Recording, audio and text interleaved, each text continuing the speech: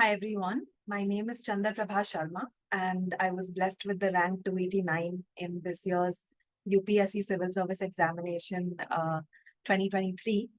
And in this video, we will be talking about your, let me just turn the pen on. All right. So we will be talking about the exact exam hall strategy that you must have for the CSAT paper. In this one, we will be discussing your exam hall strategy for CSAT. So on 16th of June, from 2:30 to 4:30, the kind of strategy that you can implement, we will be discussing that. Now, a little about me. I got this rank finally in my sixth and last attempt. And I'm actually on a personal mission to ensure that I can share the mistakes that I learned across my 6 attempt and 8-year journey, just so that you don't need so many more attempts. And my aim really is to help you save the valuable years of your life, right? So that's the vision. And today we'll be discussing CSAT. In terms of specifically what we will be discussing, allow me to just erase this. All right. So we will be discussing the first thing, which is a very, very common, frequently asked question, and that is how many number of questions you must attempt in CSAT. All right. The next thing that we would discuss is number of rounds that you should do CSAT in. This is also a common question. The third thing we would discuss is what should you do in these last 15 days of preparation that are left for you. I'll discuss exactly what CSAT is about, and it is about two things mainly, and we'll try to brush up on that in the last 15 days. Next, what we will talk about is how you can improve your accuracy in CSAT, which is very important to clear the 66.66 cutoff that you need. Another frequently asked question is whether you can leave any of the three pillars, which is reading comprehension, quant, and logic. A lot of students ask whether between these three very important pillars, if you can leave a certain pillar and depend on the other two pillars or not. All right. We'll be talking about this very important question. The next thing we will be talking about is where you should do your rough work. This is also a very common question which troubles students as well. The next frequently asked question we will discuss is what you should do between the break that you get between paper 1 and CSAT, right? So you will finish paper 1 at 11:30 and CSAT will start at 2:30. What you should be doing that in that break, we will be discussing that.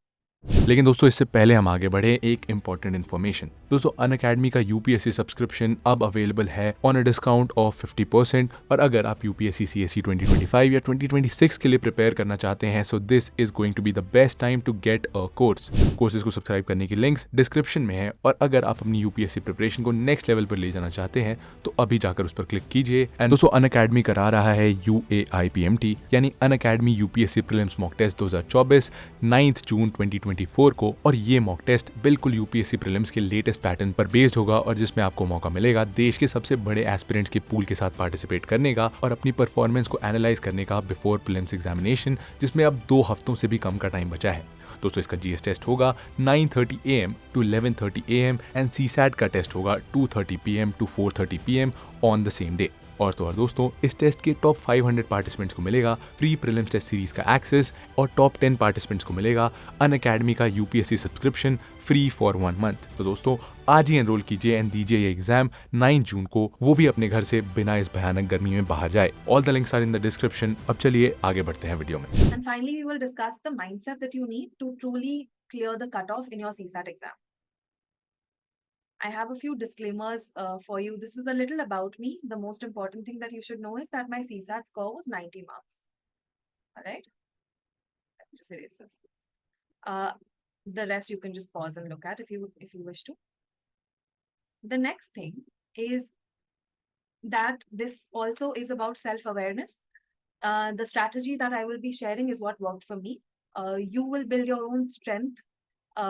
You will build your own strategy based on your unique strengths. All right. Now, the approach we discussed and the strategy we discussed in this video is just a reference. And what you can take away from that is, how does someone who has scored 90 marks in CSAT or has simply cleared the cutoff, how do we build our own strategy? That is what this video is a reference for. I also would like you to use PYQ simulations of UPSC to build your strategy. And I want you to apply wisdom and judgment and filter the advice that works for you and is most suitable to you. Also, what is important is, I want you to know that we will not be solving or discussing any answers to the questions, because right now we have a time crunch and this is not the priority. The priority is for you to build your strategy. Also, a lot of my own rank holder friends have discussed CSAT answers very well. So that resource is available and you could look at that, all right? In terms of the answers and how to really go about solving it, you could look at those resources. In this video, we will be basically discussing exam day strategy for CSAT. And of course, there are other videos that are lined up. The last thing I want from you is to practice empathy, because I will be showing you my actual CSAT question paper from 2023. All right. In this, what you will see is I have made mistakes, right? We're all humans, and you will see that I have also made mistakes. But when you see this, I want you to practice empathy, not just for rank holders who are showing you their actual question paper from the D-Day, but I also want you to practice empathy for whom? For yourself, right? I want you to practice a lot of self-empathy and kindness. Why? The reason I'm actually sharing my question paper with you is for you to understand that even those who have cleared the CSAT paper or cleared the CSAT cutoff, even they make mistakes, right? So if you practice self-empathy, what will happen is, on the day of the CSAT exam, you won't panic and you won't have self-doubt and negative thoughts in your mind, all right? So that is the main disclaimer. Now we'll get to the main part of our video, okay? All right. So the first question that a lot of students actually get wrong here is how many questions you should attempt in CSAT. Now, if you are somebody who thinks that you need to attempt 60 to 70 questions in CSAT, I have very good news for you, all right? The good news I'm giving you is that you don't need to attempt more than 45 to 48 questions. That's it. If you really want to clear your cutoff, and we will do some exercises, I will share how you can improve your accuracy. But based on the expected average accuracy, which is very possible even in these last days, you don't really need to attempt any more than these many number of questions, because you will clear the 66.66 cutoff if you have that average accuracy, which is expected. All right. Why is that? That is because when UPSC gives you a total of 80 questions to solve in 120 minutes or 2 hours, in these 80 questions, it is also planting very difficult questions. All right. Now, these are some questions that humanly cannot be solved if you actually if you give yourself a very ambitious target of solving 60 to 70 questions. You will not be able to humanly actually be able to solve it with the kind of accuracy that is needed in 120 minutes. Now, I actually do have topper friends who have managed to secure marks as high as 120 and above in CSAT as well. But they are good at it, right? They have that very natural aptitude in this, and they have some background. For us, for the average aspirant who is probably scared of CSAT, you only need to focus on 45 to 48 questions. So this was the good news I wanted to give to you. For this, what I will also share is how to improve your accuracy. We will work on that if this is an issue, all right? The second question a lot of students ask is how many rounds? Now, the truth is that in CSAT, you truly cannot expect to do 2 rounds, because you don't get so much time, okay? You will be pressed for time. And you will only get 2 rounds. Sorry, apologies, just backspace on what I just said. you will only get enough time to actually do one reading. And you may just be left with, say, 5 to 10 minutes. Even 10 minutes is a stretch, but even 5 to 10 minutes, you might just be left with at the end, when you can just do one quick revisit to see if you want to attempt any more questions. All right. So essentially what happens is you will, on average, basically get just one solid round from 1 to question 80. So we have finally discussed how many questions to attempt. In summary, 45 to 48 questions. And also you usually get one round from question 1 to 80 with maybe 5 to 7, maybe 10 minutes maximum to just do one quick review to judge what and to take a decision on what exactly, whether or not you want to attempt some more questions to just improve your score a little. All right. We'll move on to the next question. Let me just erase this. Drawings. All right. Next question. Now, what I want to tell you is CSAT is actually a game of two things. CSAT is a game of question selection. And let me move the screen here. And it's a game of answer accuracy. All right. So question selection and answer accuracy. What do I mean by that? We look at question selection first. Now, when you have 2 hours and you have a pool of 80 questions, out of which you actually just have to find and pick and choose 45 to 48 questions, you can see that it is a game of question selection, correct? You actually have to select which type of questions. Let's discuss that next. You have to select the kind of questions in which there is a higher probability of you getting that answer 100% right. So a question where your accuracy will be high. And also a question that will not take you more than 2 minutes. So you have to solve that question in less than 2 minutes. Okay.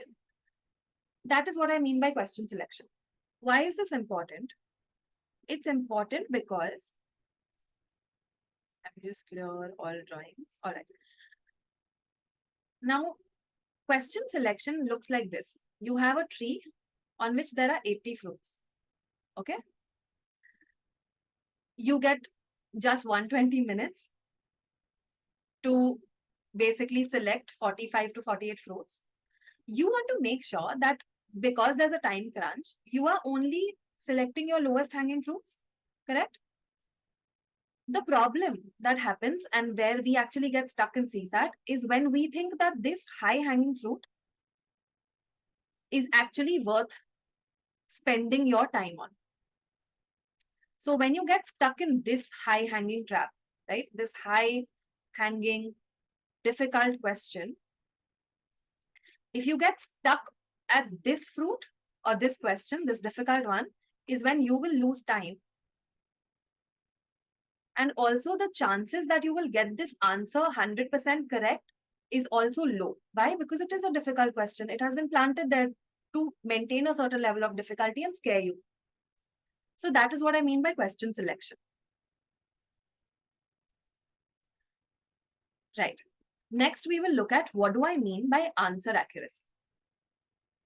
By answer accuracy, I simply mean that if you are selecting 45 to 48 questions, on average, your exam accuracy should at least be 80%.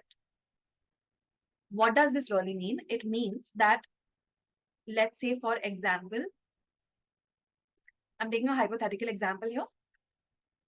If you have attempted 50 questions, 40 of them should be correct. This is what accuracy means, all right? This is also important. Why? Because, yes, because you have a time crunch and you have limited time. So whatever questions you select, you have to make sure that the chances that they are 100% correct, that your accuracy in those, in every question that you select, you have to ensure that the accuracy is bang on, right? And you're getting that correct.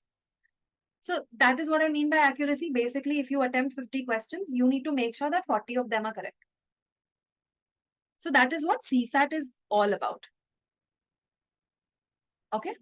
Now what we will do is we will actually discuss how do you even improve your question selection and accuracy in CSAT. All right. Now this is what you can still do in the last days that are remaining. PYQ simulations can actually help you build the skill, and this is a very important skill. PYQ simulations can help you build the skill to select the right question and to also improve your accuracy in each question that you select. How do you actually do your PYQ simulations? I want you to print PYQ papers, and then you sit down from 2:30 to 4:30 in exam-like conditions to the extent possible. What helped me was also to attempt my paper 1 from 9:30 to 11:30, tire myself out, get very tired from paper 1, and then sit for CSAT after that. All right. So this was also another exam-like condition that I followed. The other thing you need to do is also keep your OMR handy and actually practice the bubbling so that you don't make silly bubbling errors, because that can cost us valuable marks, right? So keep your question paper printed and your OMR sheet as well. So you are actually simulating the exact exam conditions. That is the first thing.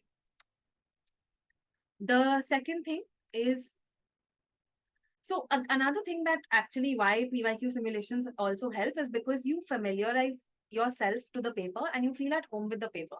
So when on the 16th, when you look at the paper at 2:30, right, it won't feel like a stranger to you.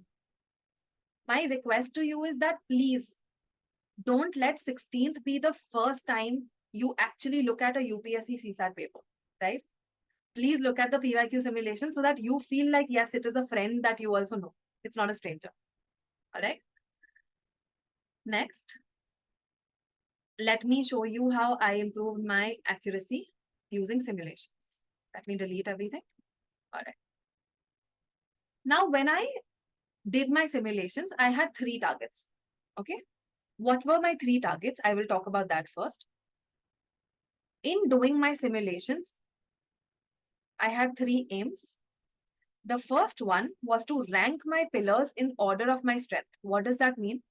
That if in CSAT, since we have 3 pillars, which is reading comprehension, quant, and logical reasoning, right? You have these 3 pillars. What I did is I used simulations to really rank these pillars in order of my strength. So what I realized is that my quant and my LR is stronger than my reading comprehension. So this is what I found out from my simulations. The second thing I need you to do using simulations is rank your subtopics also in order of strength. Okay. Let me show you what I mean by that.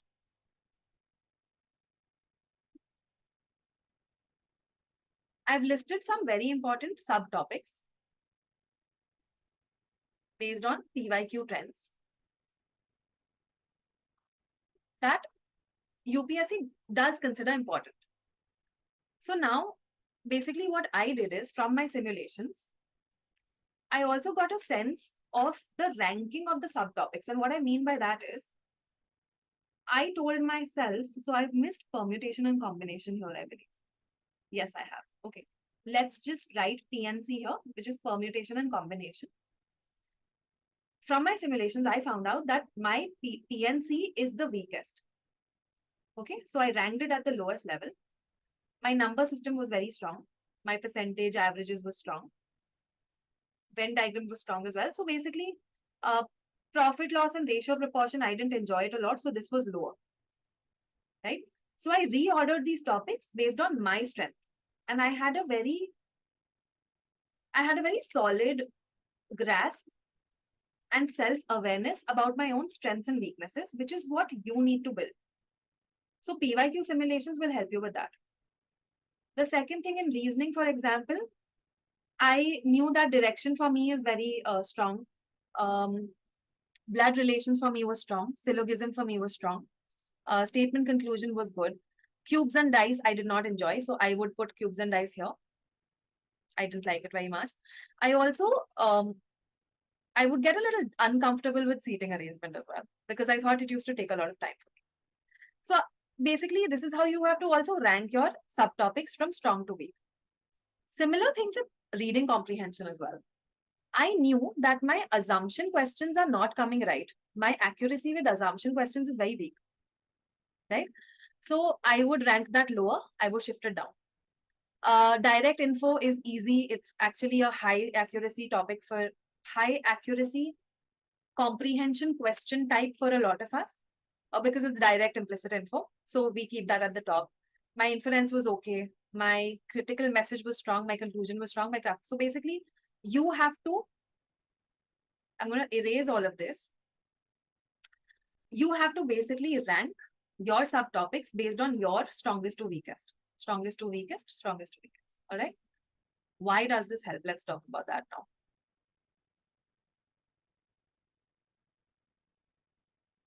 Okay. We will now look at, let me show you some data on how did I actually find out. So when I talk about, let's come back here. Let me delete everything. Now, do you remember that I spoke about ranking your pillars in order of strength, right? I'll just show you one method that I used to find out what my accuracy is for each of the pillars. Just allow me to switch the window once.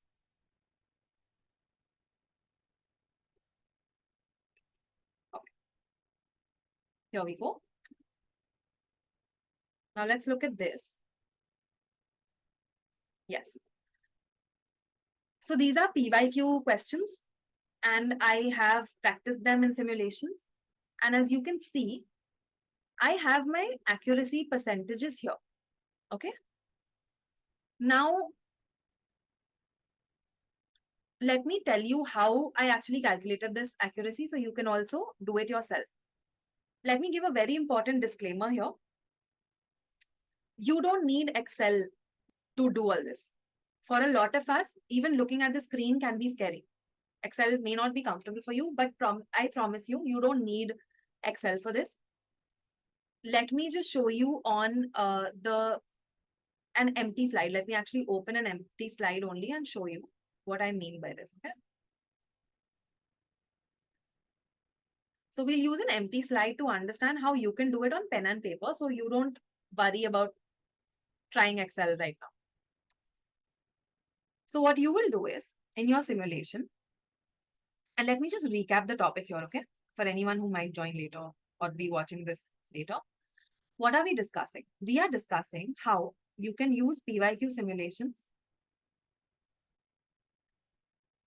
to get a very solid grasp on your strength in each CSAT pillar. Okay. So using this exercise, you will be able to really rank whether you find quant more comfortable than logic than RC, or is it the other way? Reading comprehension more comfortable than is stronger than quant is, which is stronger than logic. Okay, that is what we'll do. Now, when you do your simulations, when I told you that you have to print your OMR sheet, this is what your OMR sheet will look like. What I used to do is I would color code my answers, my bubbles, based on the different pillars. So let's say that I will do RC in red, I will bubble quant in blue, and I will bubble logical reasoning in green. Okay. Now let's say that I start with reading comprehension, and I've bubbled my OMR sheet using the color code. This is what it will look like, 1 to 80 questions. Next, I move to quant or LR. And I will basically bubble using the color code. And then I will move to logic and I will bubble logic here. Okay. Now to make it easier, over time, what I actually did is I merged my quant and LR. because I realized that my quant and logic is slightly at the same level of comfort. I used to enjoy both of them. I used to feel very comfortable with quant and logic both. So I merged this. And this helped me save time actually. So some of you, to save time, you can do this. You can do quant and LR in one ink only. So you don't have to do the green ink, basically. So what you will have is just 1 second. Yeah. Okay. You will have your RC, if you have merged them, you will have RC in red and you will have quant and logic in blue. Okay. Quant and logic is done in blue. All of it is merged. How does this help you? When you go back to analyzing your performance and marking them correct or wrong, you will mark it in the same ink. So you will mark this question in RC was correct, this was correct, this was correct, this was correct, this was correct, this was correct. And let's say this was wrong, this was wrong. 1, 2, 3, 4, 5, 6, and 2. So what you will do is in RC, you will say that you had 6 correct and 2 wrong, right? So you did 6 by 8 questions correct. This is your accuracy. Next, you will take your quant and LR and you will calculate. So you will say this was correct, this was correct, correct, correct, wrong, wrong, wrong. And you will say that in quant and LR, you had, let's say, this is a hypothetical example, that you had 8 out of 10 questions that were correct. So your accuracy here is 80%. All right. And here, what should we do here? Let's just assume this was 6 by 10 also to save time and calculation. So here you will have 60%. Now in RC, what you can see is that your RC, let me just clear the whole thing. Actually, 1 second. Oh, your OMR sheet just disappeared. Just 1 second. This is your OMR sheet, okay? Yeah. Now, what you know is that in RC, your accuracy hypothetically is 60%, and in quant plus LR or separate, your accuracy is 80%. Then what you will do is when you start your paper, you will start with quantum logic, right? You will attack your stronger subject first. And that is what I was exactly showing all of you, that this is what I also did. Using my accuracy figures, just let me erase everything, just 1 second. Using my accuracy averages, I knew, and you can see this here, let me just increase the font for this one. I knew that my quant is stronger than logic and is stronger than reading comprehension. And by the end of it, my quant and logic had come at the same level and both of them were slightly stronger than reading comprehension. That is what you need a little self-awareness about. And that is where your PYQ simulations will help you. Okay. Coming back. Yeah. So we have taken a look at how you can rank your pillars. And earlier we also discussed how you can rank your subtopic as well. For your subtopics, you really don't need to do so much percentage accuracy calculation. Go with your hunch and comfort, right? So you don't need to see subtopic wise data on accuracy percentages. Don't waste time in that. Just simply go for your comfort level in each subtopic. And in fact, let me just give a disclaimer here as well. This is important. Even for your pillars, right? Let's go 1 step back. Okay. Even with your pillars, you don't really need to stress on your accuracy figures. If you, by your sixth sense, or just by your experience, or just by your comfort level, already know, if you have the self-awareness already, that my RC is stronger than my quant, which is stronger than logic, then that's okay. You don't have to repeat this exercise just because I'm doing it. This entire exercise only applied to those who are not even sure. They don't know whether their reading comprehension is stronger than quant or the other way around, right? It is for them. If you already have the self-awareness, then you don't have to do the accuracy figures and everything. Just go by what you are comfortable with. What matters, what truly, truly matters is that you, let me show you this.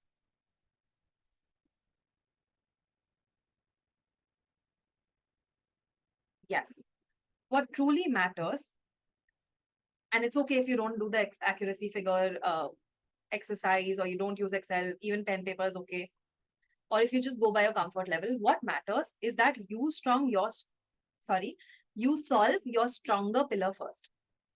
That is what matters. Okay. Attack your strength or your strong pillar first. So if you think that your RC is stronger, please solve that first.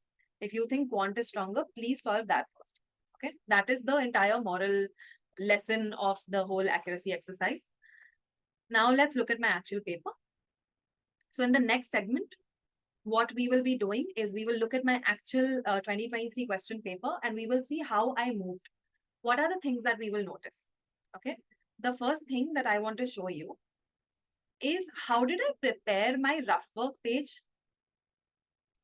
So as soon as I got the question paper in my hand, I actually so you are supposed to flip your question paper and just check if your question paper physically is intact. There are no missing pages, right? You are supposed to do that.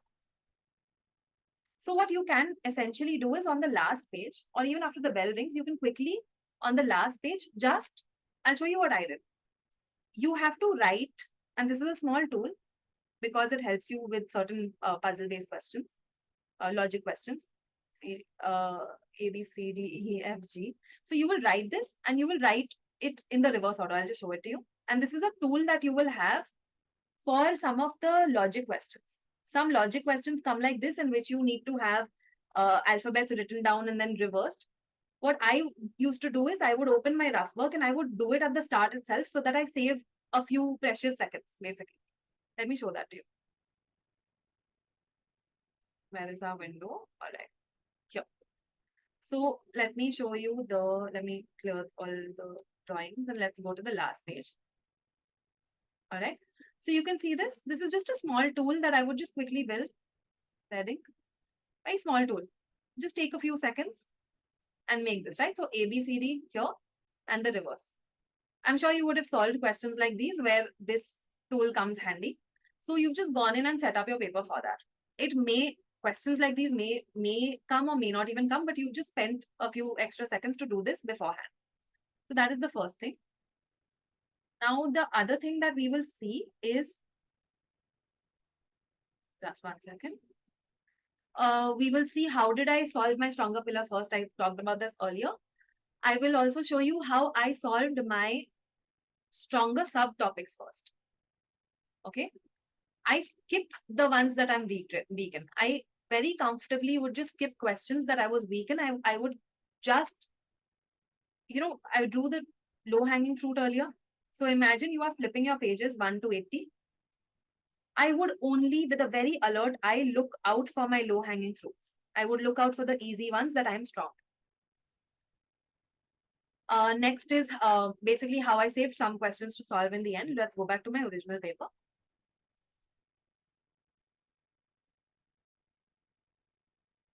There you go. All right. Let me just delete the drawings again. And let's go question by question, okay? This is what the paper will look like when you open it. Similar paper. Now, if you remember my quant is as strong as logic, which are both stronger than RC. This is what I knew about myself. So I won't solve RC first, right? I will move to do, I will look for my quant and logic questions first. So these were not done initially. I just kept skipping, and I was looking for my first quant question. Now, do you see how this is a PNC subtopic? And I told you earlier that I'm not strong in PNC. So do you see that I haven't even attempted it? I've skipped it, and I've skipped it very, very comfortably. Okay. The next one we'll see. The next one is a logic question. And I knew I was strong in this. In fact, I showed you the last page. I showed you the last page where I worked this out. So I was confident in this. I immediately, I knew that it would be D. So I opened the OMR sheet right then and there. And then I circled 7 for D. And I came back and I put a very bold tick on it that I have solved this. Okay. A common question that students have is, did I fill my bubble simultaneously as I would solve the question? Yes. Every time I would solve the question and I was confident about an answer, I would immediately go to my OMR and I would fill the bubble. There are many toppers who have a different approach. You could see their approach as well. Do what is comfortable for you. But I recommend that once you have solved a question, you immediately fill the OMR sheet if you're 100% sure, because it reduces silly mistakes in bubbling. Okay. Let's move on. Now you can see that I'm not sure about 8. All right. I solved it, but I'm actually not sure about it. Let me clear the drawings as well. Okay. Now I solved 8, but I'm not sure about it. Now you can imagine that I've actually invested time in it. Can you see this? This was where I had invested time. So I'm not going to let it go. What will I do? Based on what I solved, I got 5. But because it needed a lot of processing, I was underconfident. So I have basically just marked that I'm thinking it's D, but I've also circled it. And then what I've done is I have saved it for later to come back to it later. Now you can see, how do I save it for later? What do I mean by that? I just go to the top of my page and I record a simple reminder to myself that when you come back and if you have time, please look at question 8 and see that you are thinking it is D and try it again. Just spend a few more seconds to just review your rough work here. Just check if this is making sense. And then if you are sure, just circle it. And that's what happened. Later on, when I just had 5 or 10 minutes left, I came back to this specific question. So all I have to do is I don't have to look at each question across the paper when I only have 5 or 10 minutes left. What do I have to look at? I have to look at only the top of the paper, which is this section, right? I only focus here. This actually helps. Why? Because when you have only 5 to 10 minutes left, you don't want to be very bothered and confused to look for the questions that you wanted to revisit and try again, right? You don't want to find those in that cluttered question paper.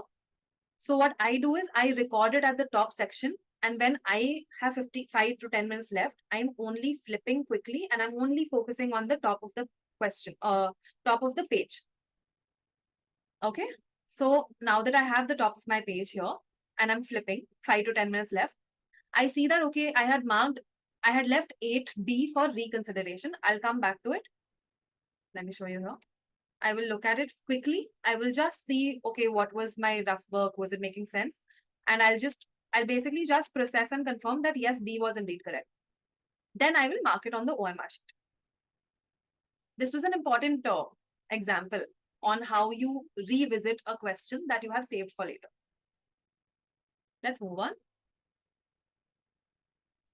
So you can see in this one, for example, that in my 9th question, again, I was sure it was a logic question. So I was sure and I marked it and I immediately put it on the OMR. Okay. Next.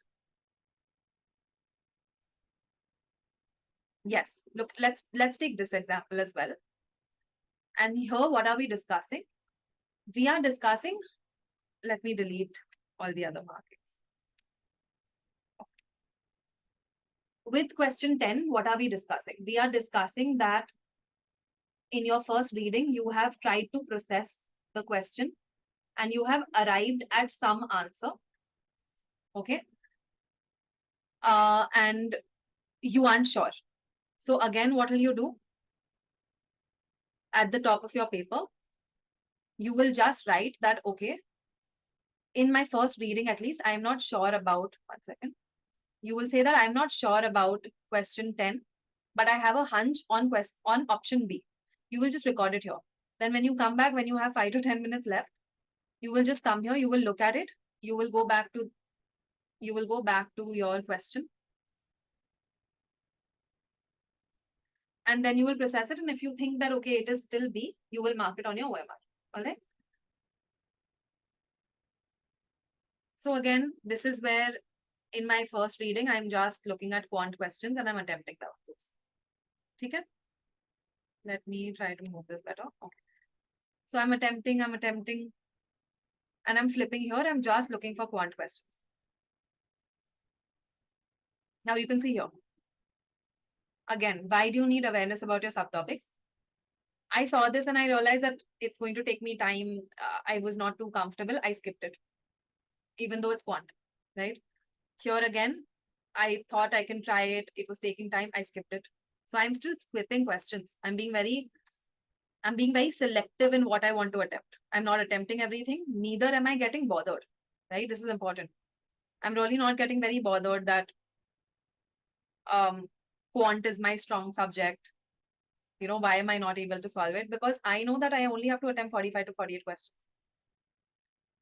There is a little experience that I have to share with you on this. I will share it in the end because I also want to accept and confess that 2023 quant was difficult for me, even though it was my strong subject and I find it very interesting. I was also worried about quant when it was coming. So that is one disclaimer. We will discuss that at the end. Let's move on.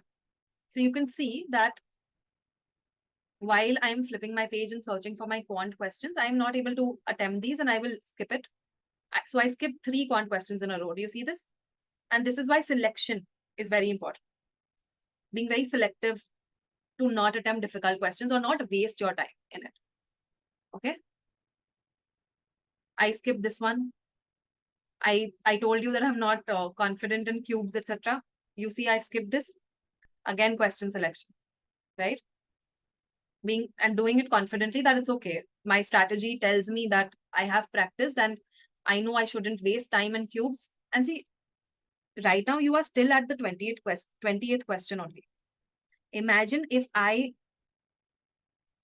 started getting worked up and I started solving a topic that is not my strength.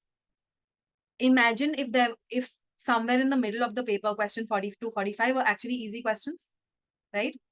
I would have wasted time in this difficult one, which is not my strength, only to compromise the easy question selection. That is why it's important to be very self-aware about your strength and weakness and be very selective in CSAT paper.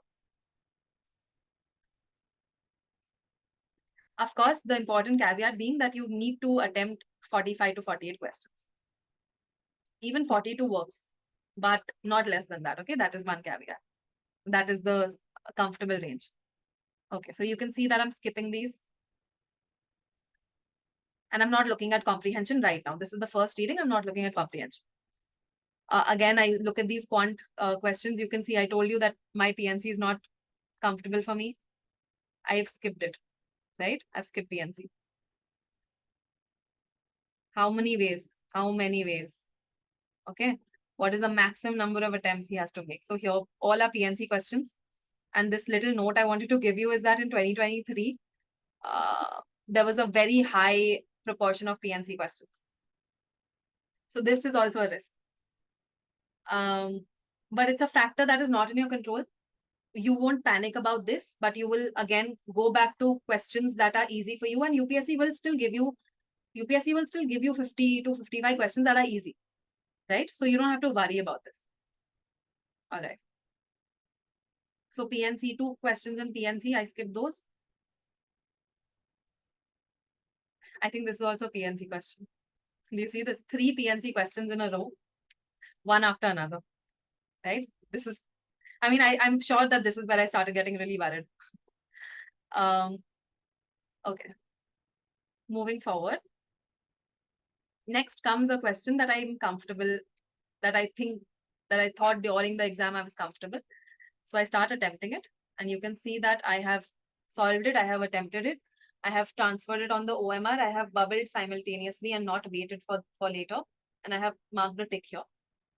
Do you see this one? This was a gift question. It was very easy. Okay. Now imagine, this is an important example here. It's a very important lesson. Imagine if I had spent and wasted time here and panicked that I'm not able to solve it, which would have actually compromised my performance in this gift question from UPSC. Okay. Why is it a gift question? Because there is a 1 here, right? So essentially this thing will multiply and give you 1. So basically you're just left with this. So this is a gift question. This is why we're constantly saying that you need to focus on selection and you need to select wisely and very calmly. Based on what? Based on your strengths. Okay. So this is an important example I wanted to share with you. Next, let's look at some more. Again, 39 logic question. I was comfortable. I solved it. I marked it immediately. 40, I wasn't sure. Now you look at this. 40, I spent some time here, right? You can see I wasted time. So the reason, because I have wasted time, I have circled it. I wouldn't say wasted, I've invested time. So I have circled it. What do? I go to the top of the page. Where is it? 40. I go to the top of the page and I have simply written 40 here. Even though, so in 40, the difference is that I don't have any idea on what the answer can be. It is not coming. I did not get my answer close to any of these options, right? So that's also okay. Because you've invested so much time, you still, one second. So because you've invested so much time, when you have just 5 to 10 minutes left and you're still deciding if you want to attempt a few more questions, it'll be important that you've recorded that this question needs attention, right? Otherwise, if you don't record it here at the top, you will have to keep hunting for, okay, which was the question.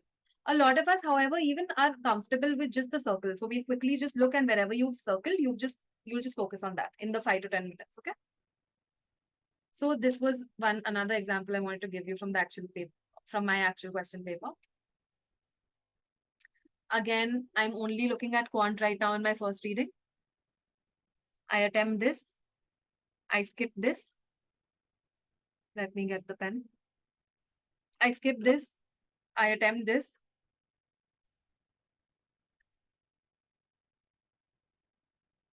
I attempt this one. Again, cuboid. Do you see? I told you I'm not good in cubes. Or, I mean, not to put a label on anyone's potential, but I'm not comfortable with cubes, right? So, and the reason I actually corrected myself is because I also want you to practice that kindness with yourself and don't label your weaknesses. Don't say that you're weak in something. Just say that you are not comfortable right now. You might just get stronger later. Just a side note, coming from the mental health perspective. But yeah, so I told you that I'm not comfortable in cubes. You can see that I've skipped this, right? I've not attempted this. So, okay, so one after the other, I'm basically picking my quant and logic and I'm solving these. Okay? So now let's imagine that we've done as many quant and logic questions as we could. And we are at 80. Okay? Now I'll go back. Here. Now I will go back and start solving reading comprehension. Now because I have basically solved my strength pillar first, now I will comfortably spend time in reading comprehension and I'll go one after the other. Now I told you that I'm not good in assumption. Or right now, I'm not comfortable in assumption questions. So even when I'm processing these, I will leave assumption questions for later. And I will come back to them later. So basically this is how I was doing it. The reading comprehension is slightly straightforward. I was just going comprehension to comprehension question, one after the other. And I kept marking them as and when they came. Right? So this is how my approach was, question to question in CSAT for the 80 questions. Let's just look at some numbers here, okay? Because this is a very common question students ask me. So we saw 2-3 things. We saw that I prepared my CSAT paper in advance. I also solved my stronger pillar first. I also solved my stronger subtopics first. And not just this, you also saw that I calmly also skipped my weaker ones, or I saved them for later. Okay? This is the other thing. And then you also saw that I have saved some questions to solve in the end, as I mentioned. Now let's look at some numbers. Let me delete this.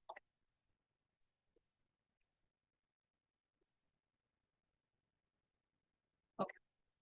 Where is my pen? Here. I'll just show you some quick numbers. There may be some insights for you, but quickly, let's see what it says.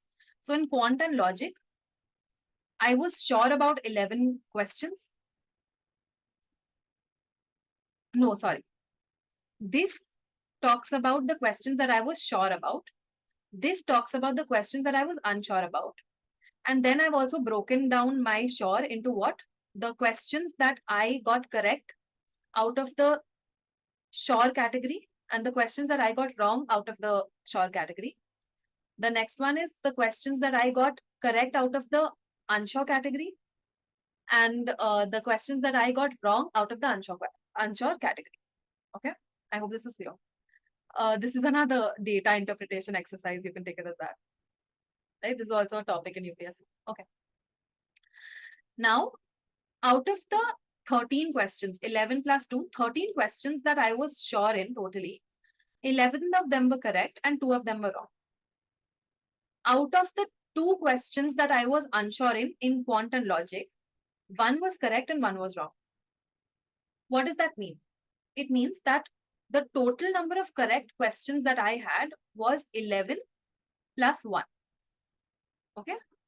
Just erase. Okay. Total number of questions I had was 11 plus 1, which is 12. And the total number of questions that I attempted was 11 plus 2 plus 1 plus 1, which is 15. What is my accuracy? My accuracy is correct over total, which is 12 over 15, which is coming up to 80%. Okay. The next thing in reading comprehension, similarly, I was sure about 29 questions, out of which 25 of them were correct and 4 of them were wrong. I was unsure about 1 question and that 1 question was correct. Okay. So the total number of correct questions that I did was 25 plus 1, which is 26. And the total number of questions I attempted was, you will just add all of this, which gives you 30. Now, the accuracy that I got is 86%. Okay. So you can see what happened here.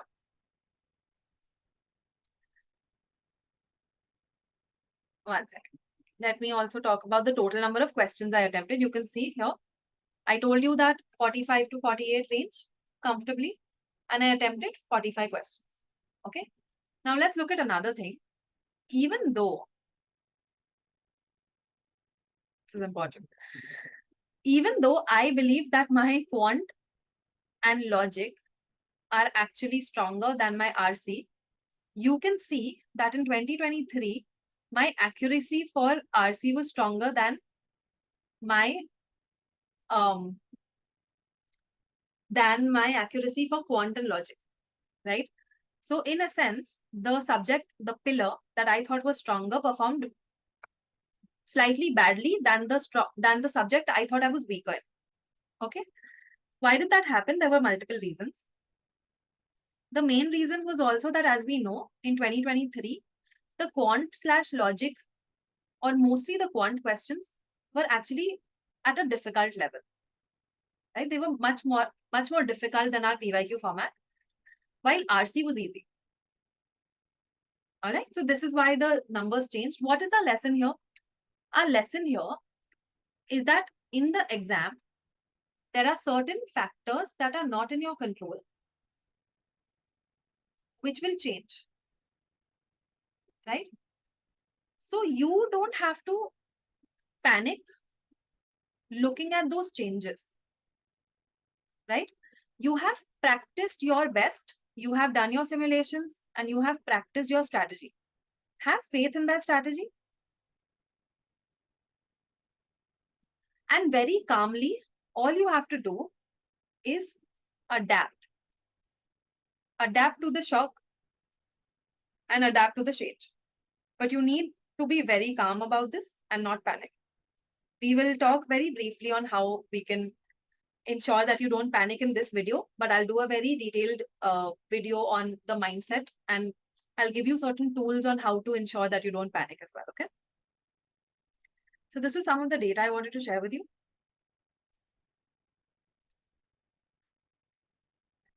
Next slide. Okay. I'm actually very happy that this is the next question we are dealing with. This is a very common, frequently asked question for CSAT, where students ask if they can leave any pillar. Which are our three pillars in CSAT? RC, quant, and logical reasoning. So students wonder if they can leave preparing any one of these pillars and depend on the two others that are remaining. So, for example, what if I tell myself that I am strong in quant and logic, so I will just prepare this very well and I will skip practicing RC completely. Okay. So now 15 days are left. If there's anyone who has actually skipped an entire pillar, this segment of our video is for you. Okay. Do you remember that I showed you my question paper where, let me just put up.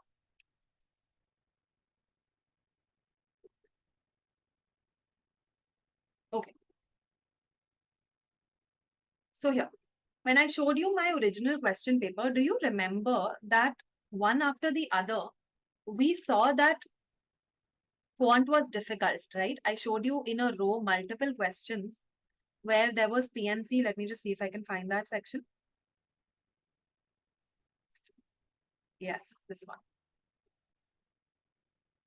So let's see. So do you remember that even though I thought my quant and logic is stronger, do you remember how I actually had to skip these? Also, do you remember that I told you that 2023 quant was actually very difficult, right? So imagine what actually started happening during the paper is that when I was solving, I started realizing that quant, which is my strong subject, may actually fail me. And it may not be advantageous. Why? Because in 2023, I could tell that quant is much more difficult. This is where I started getting a little worried. Now imagine if I had panicked here, and what if because of this panic, I would also worry about reading comprehension, right? Or the case that we are discussing. Imagine what if I had completely banked on quant and logic and skipped my practice of RC. Then in that case, in 2023, when quant was difficult, imagine my mental frame or state of mind and the guilt I would have felt in skipping RC, right? What actually helped me stay very calm was that luckily and thankfully and very, very gratefully, I actually didn't make the mistake of over-relying on my quant, and I actually did practice RC very well. Okay. So when I started realizing that quant is difficult, my mind didn't panic actually. And all I kept repeating to myself is that don't worry. RC, I said, don't worry, you have practiced RC, right? मैं हिंदी में खुद को ये भी बोल रही थी, in fact, and this is, I should actually express it exactly how I was thinking at that time. मैं खुद को यही बोल रही थी कि अब क्वांट का डिफिकल्ट क्वेश्चन पे क्वेश्चन डिफिकल्ट आ रहा है, मैं खुद को बस ये बोल रही थी कि डोंट वरी, आरसी संभाल लेगा, ठीक है? एंड यही हुआ, राइट? आरसी ने संभाला. I showed you accuracy figures of RC, right? 86% accuracy, much higher than quant. So RC ne sambhala. Now, since we were discussing this question on whether you can leave a pillar or not. second. Do you have my answer? And are you convinced on why you shouldn't leave any pillar and you should practice all? You still have time. If you have left any of the pillar, you have 15 days. All you have to do is just do PYQ topic wise. PYQ topic wise for that pillar, whichever one you have left, if you have left any pillar till now. There are some very nice resources that are available free of cost, and you can just look at those PYQs topic wise for the pillar that you may have skipped. Okay. That is the major takeaway for us from this frequently asked question. Yes, I think this is basically what I had for you for this one. Let's do a very simple another one as well. So some students also have this worry that so if this is your paper and these are your questions, they wonder if you should do rough work here near the blank spaces here itself, or should you do it in the last page which says space for rough work, right? अब इसमें क्या है? Let me just show you my original again. This is the original one. Now you can see lots of scribbles here, right? I basically solved my entire question paper on the rough space provided. In fact, I wish the Hindi section was also there in the scan, but if you see my Hindi section, I'll try to link the photo of the Hindi section as well. I used to use the blank space in the Hindi section also. ठीक है? So मैं यहाँ पर भी rough work करती थी. Main reason for that was because I used to feel calmer because I wouldn't have to keep flipping to the rough work column, the rough work space. The act of flipping frantically from the question to the rough work space for me was not very comfortable. So this is what I followed. I would use as much of the blank space that was given, and thankfully UPSC gives you a lot of blank spaces, right, around your questions. So I used to use this space. So that was a simple answer to a very interesting and important FAQ on where you should do your rough work. In fact, actually, let me just quickly also show you my usage of the rough workspace. Yeah. There are many more pages than this, but I think the scan didn't pick it up because nothing was there. So there are multiple spaces like these. You can see that this is my first page of rough work. This is all I wrote. I only prepared this little tool to solve a question if it would come. Here, there was one question that I solved because I thought I will have to use this tool. So I solved a question here. Otherwise, all of my questions, in fact, I didn't actually use the space for rough work. I solved it in the spaces that I was given next to the questions. All right, let's move to the next very important question. It is a very pressing question, and this can be a game changer and a deal breaker for your CSAT performance. So let's discuss this with as much alertness as possible, all right?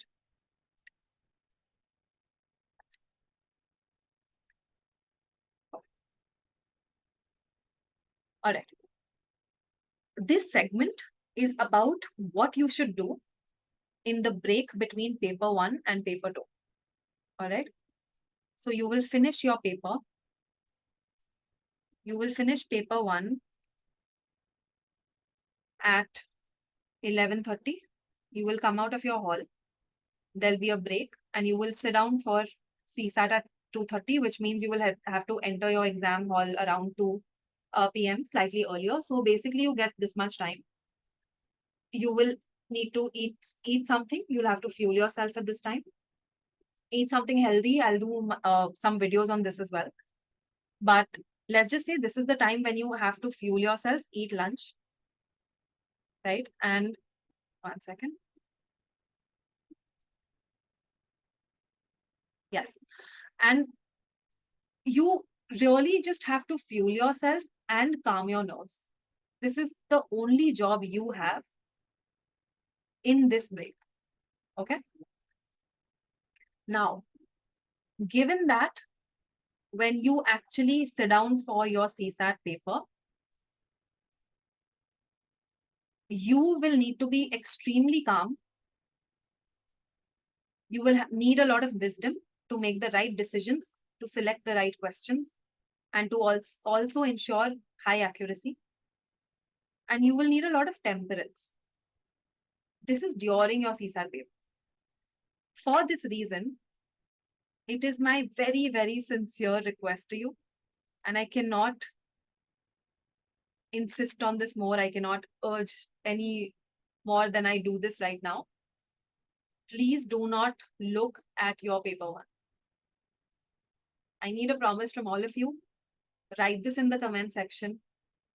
I will not discuss even one question of paper one. Okay? Now let me tell you why. I think all of you know the direct reason why, but also let me give you a very effective example which you will be able to relate to. Okay? When you come out of that exam hall after paper one, what will you do? The human mind tends to go and check their slightly confident questions sometimes, right? So you might just go and see that, okay, hey, I was confident about question 5. Let me just see how it is. If you open that paper one and God forbid, some answer key, which may or may not be correct, tells you that the option is B, but you have marked A. And this is a question that you were confident in. Just imagine the hit that it will take to your morale. Then what will happen is to find comfort in this mistake or this wrong question, you will try to see another question. Then you will try to see another question. And what will happen is you will get stuck in that spiral. And you will just, whatever you do, your morale will not, it will actually not get a boost by this exercise. There is no help that can come out of you looking back at your paper one. Can you write this down as a reminder? There is absolutely no help or nothing good, right? Let me write this better.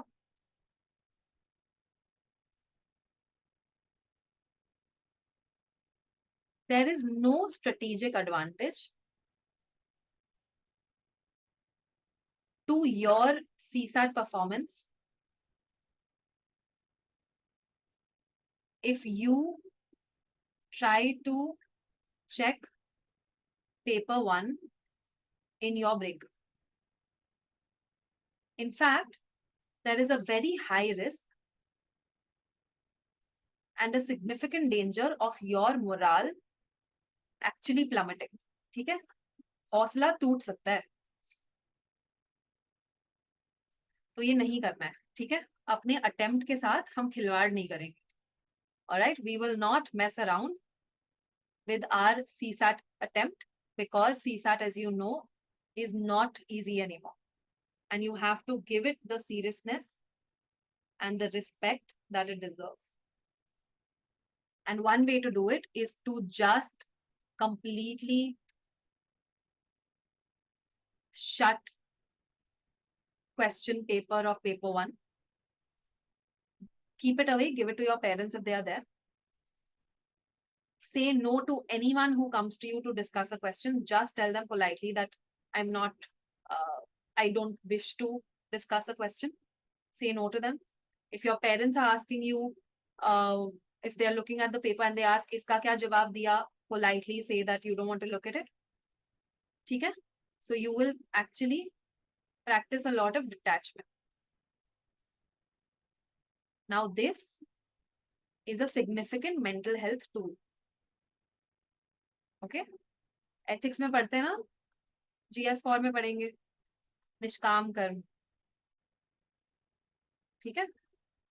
What does that mean? हमें सिर्फ अपना कर्म करना है. That's it. You will only do your job and your duty, and you will forget about the outcome. Do not fixate over the outcome, either of the paper one or of even one single question of paper one. ठीक है? Detachment practice करनी है. In my detailed videos, I will actually give you some tools on how you can just meditate using a technique which can allow you to detach.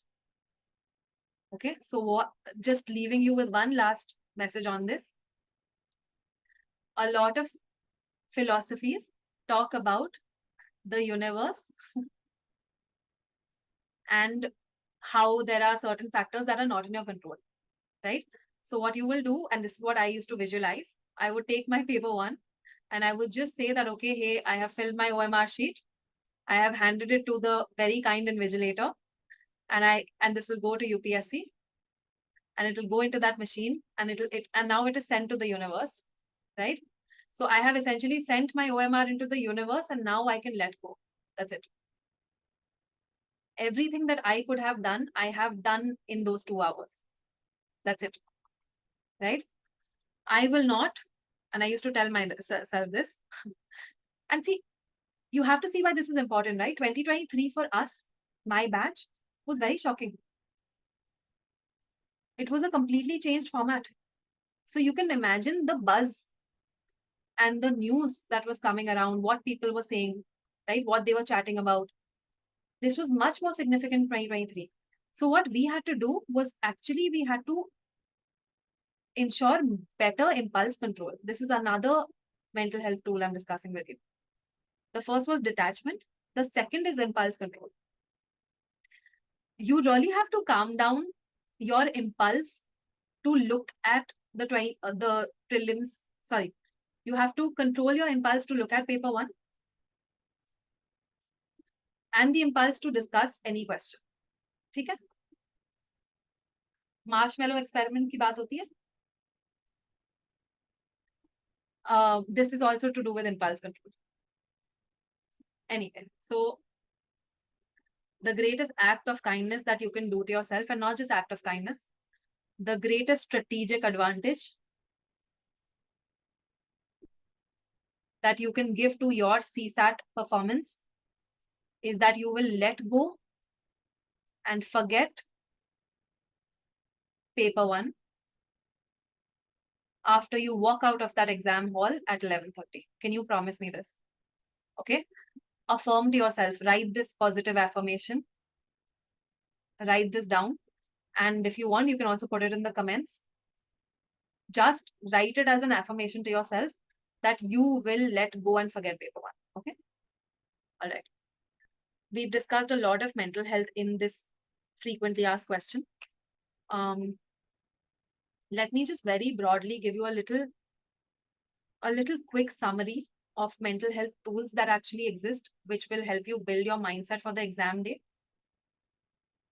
Right? So we discussed detachment, we discussed impulse control. Of course, there's meditation, there's breathing technique, and there's visualization. We will be doing this in much more, so we'll be practicing these, okay? We will be practicing these in an applied manner. And let me give you an example of this. Let's take visualization as an example. So what I mean by actually practicing it in an applied manner is that when I conduct these videos or these sessions to help you visualize, we will, so in this case, this is a little different from your usual visualization that people talk about or manifesting, where people will imagine that they have their dream home or they have their dream car. This is not that, okay? This is not even visualizing that you've become the district magistrate of a district or you've become IPS. It's not even about that. This is just for exam day strategy visualization, which means this, that you will visualize the exact CSAT environment where you will sit down. You enter this exam hall, you will sit down, you are tired, you will visualize that. You will sit down on the table and you will imagine the CSAT paper. You will visualize this. You will visualize difficult questions coming up. You will visualize yourself staying very calm in this situation. And you will also visualize yourself picking and selecting easy questions. When I describe it verbally, it seems easy, right? But what we will do is we will actually practice it. And we will practice this choreography and this visualization so many times that it becomes second nature for you. So that on the 16th, when you enter that examination hall, it doesn't feel new to you. The shock is not that shocking. And the entire environment or the condition of the examination hall is not a stranger to you, right? You have practiced and visualized this so many times through our exercises that 16th of June is going to feel like just another day of one of your simulations or your mocks. And what that will do is it will actually reduce the panic factor, right? This is what we need to achieve. And that is why these techniques will come handy. I have discussed one visualization to show you what I mean by applied manner, but this actually needs repeated practice and application. We will do that in another session, in another video. So this was a brief on mindset building, and also a very brief plan in a way on what we plan to do in our applied sessions of you training with these mental health tools and you building the mindset that you need for prelims day on the 16th. Okay. Let's do one last thing. Let's just summarize what we learned today. Now, this is summary for CSAT in this video, and we are discussing what you can do in your last 15 days. These are some reminders you can write down for yourself and actually affirm to yourself. So you can even affirm this in comments if you want, or you can write this down. What is the affirmation? The first thing is you will give CSAT the respect it deserves. And if you have been ignoring it till now, you still have 15 days and it's good time for you to cover up and actually perform better. Okay. So हम डरेंगे नहीं क्योंकि time है अभी, लेकिन इसको seriously देंगे, right? इसको seriously उतना रिस्पेक्ट देंगे क्योंकि CSAT जरूरी है. Next thing is you will not be irrationally scared about CSAT as well, right? So I told you that you basically have to do 45 to 48 questions, and UPSC does give you some easy to medium questions for this, right? So just based on this, you will not have irrational fear. You will not have irrational nervousness about it. You can just tell yourself that you don't have to attempt all of them. You only have to find these 45 to 48 easy questions. All right. The second thing, so we did this. The second thing, of course, is that you will prioritize UPSC CSAT PYQs. If right now you are practicing CSAT, which you should do ideally, then you will prioritize PYQs only. This is not the time for you to try any non-UPSC source. Please do not do it. It is not going to give you any strategic advantage. You need to stick to UPSC standard PYQs only. All right. The fourth thing is building self-awareness. We discussed this in a lot of detail earlier. You will build self-awareness on what? On your strong pillar. So you will try to understand if you are stronger in quant than you are in logic, in reading comprehension, or is it the other way around? So that you solve your strong pillars first. And of course, your subtopics as well. You don't have to do a very data heavy exercise for this. You can just self-reflect a little and you can just rank. एक बार pen paper लेके बैठ जाओ और बस अपने मन से, because you've done all these practice already, अपने मन से सोचो कि do you like a certain subtopic more than the other, right? So in my case, for example, I like blood relations more than I liked I'm forgetting a logic one that I didn't like. 1 second. Okay, let's take a quant example. So I didn't like PNC as much as I liked number system, right? So you need to build this self-awareness. You don't need a data-heavy approach. You don't need Excel. Just sit down with a pen and paper and just rank your subtopics. It will come to you. Your subconscious will talk to you and it will tell you what you are strong and weak at. Just journal it. Just do one exercise and just write it down in handwriting so that your mind is actually aware, right? You are self-aware of your strength and weakness. The most important one here is that you will not leave any pillar. You will not leave RC. You will not leave quant or logic. And you will not over-rely on any of these. Why? Because in 2023, quant was difficult. In 2024, some other pillar can be difficult, right? We need to be comfortable in the easy to medium questions of each of the three pillars in a similar manner. Okay. So that is the first, that is a summary for things you need to keep in mind, reminders for the last 15 days. The next summary is of reminders for the exam day. All right. So what are these reminders for yourself for exam day? You will solve your stronger pillar first, like I mentioned earlier. You will not try to be over ambitious. You do not need to solve 60 to 70 or 80 questions. How many do you need to solve? 45 to 48 questions. Even 42 is fine, right? 42 to 48 is also okay. It's not if your accuracy is high, you will be fine here also. You will not let ego overpower your wisdom and judgment. Now, let me give you an example here. In our earlier segments, I showed you how I felt that I was stronger in quant and logic. Now, imagine if I let ego overpower my decisions. I would be stuck in those PNC difficult questions. And I would be stuck in more difficult quant questions. And what would that cost me? That would cost me my ability to calmly solve the easier questions, right? Because I have got so stuck and fixated on difficult questions that I took on my ego, that I compromised the time I would have remaining for the easy questions. Okay. So don't let ego overpower you. If there is a question, even from your stronger subject that you can see is difficult, please skip it. Okay. Lastly, you will not panic seeing any shocking change or difficult question. You will stay calm, and we will practice some techniques for that. The reason for practicing this technique is also important because it is only when you practice these in peacetime that you will actually be able to apply these mental health or mindset techniques under pressure. Okay. So this is one thing. Lastly, you will not worry about factors that are not in your control. One big example here is that once your paper one is done, it has gone out of your control. So you will let go. Okay. And you will not worry about this. There are also many other factors that are not in your control. You will not worry about it.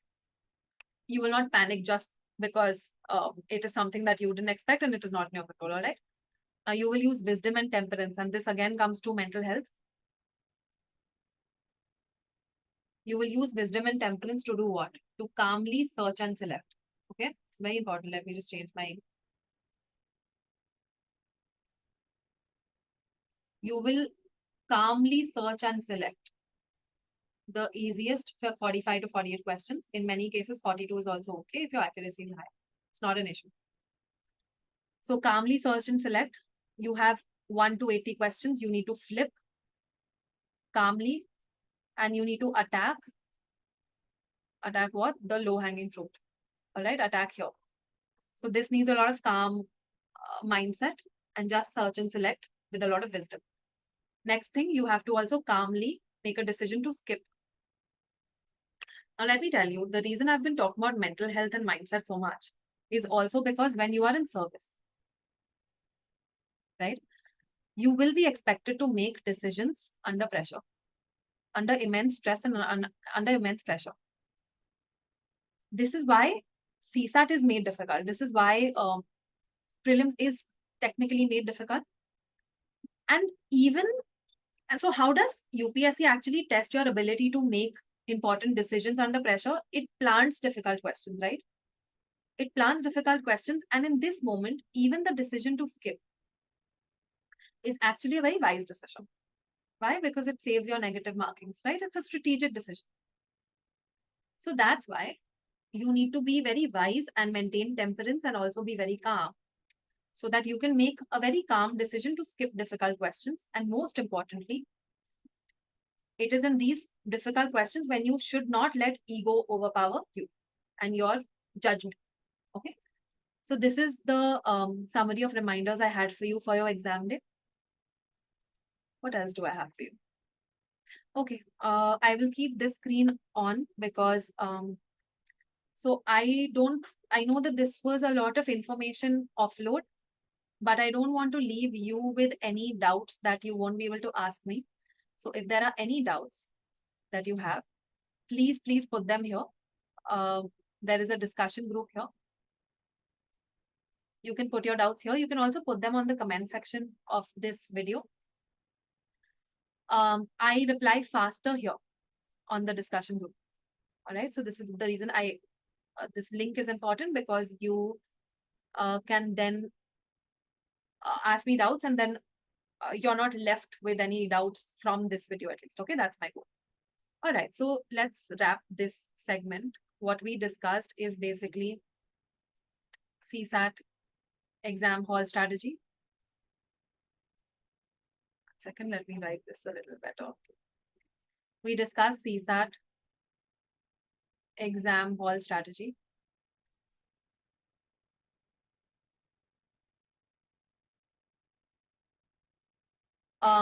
We also discussed mindset that is needed.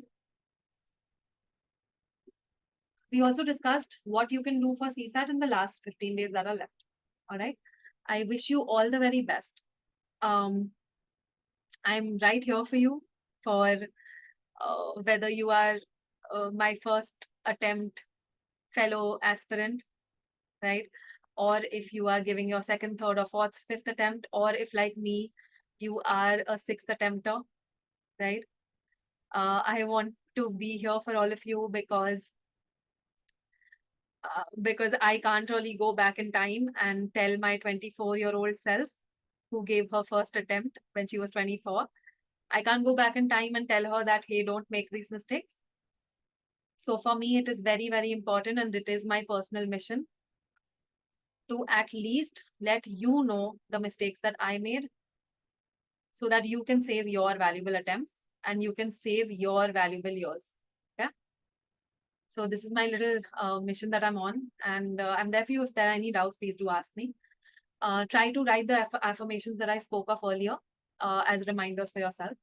And yes, I'm sure you will do very well.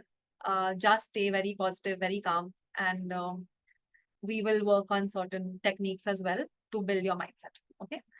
See you soon. All the very best.